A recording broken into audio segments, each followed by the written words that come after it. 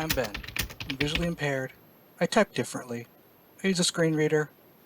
And I wait on the sidewalk.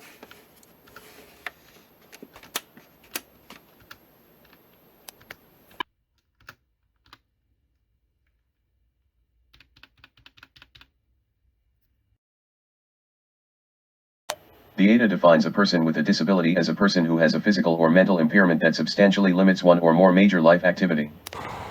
So according to Google Maps, it should take us about 8 minutes to get there, and 8 minutes back for a total of 16 minutes. Given the traffic, we will see how long it actually takes me, and this should give you some brief example of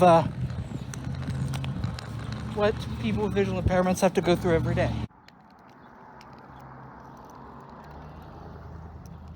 What do those with disabilities, especially the visually impaired, do differently when traveling, like when they're walking down the street, compared to those who are able-bodied? Yeah, so if someone has a visual impairment, especially like before they get orientation and mobility services, you may find that they are tripping on the sidewalk over like uneven areas of the sidewalk or cracks within the sidewalk. You may find that they're unfortunately maybe walking into a pole, like a pole in front of a grocery store, things like that. See where he's going.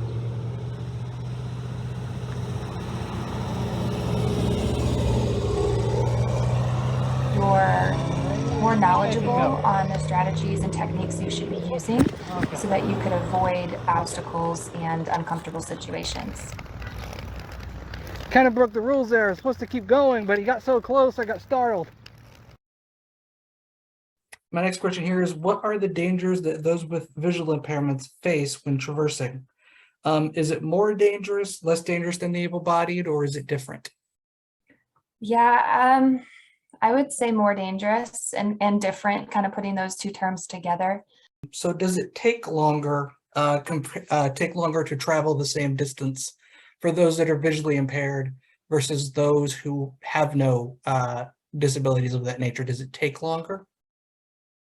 So kind of a rule of thumb that I teach people is if you have a visual impairment, leave early, give yourself time, because imagining that you're standing at the corner of an intersection and you first need to identify, am I at the right intersection? Okay, what's the flow of traffic? Okay, when can I cross? Where are the surges?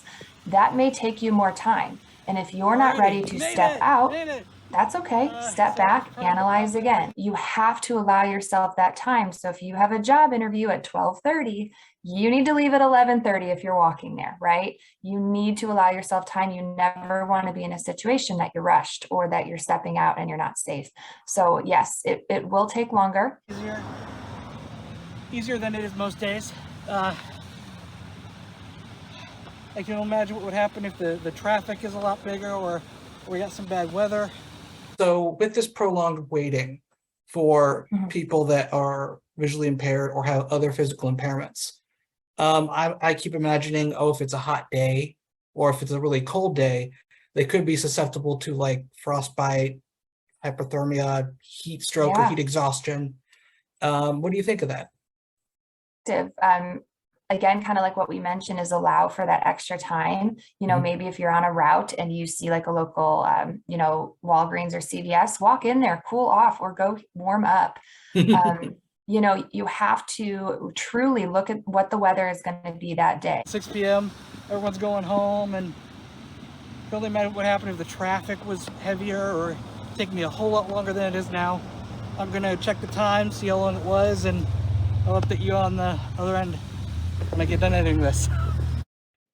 Overall round trip, it was about 6 minutes extra. While that might not seem like much, that could put me in hypothermia in the right conditions. And that's not the only danger out there. That's just the weather. There's cars, road hazards, tripping hazards.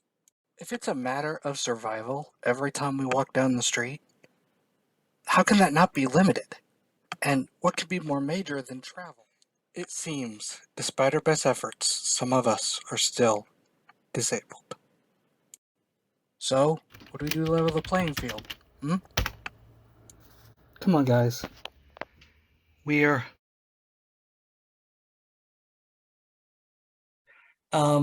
it's almost like the world is not made for the visually impaired. Mhm. It's always a matter of moving around obstacles instead of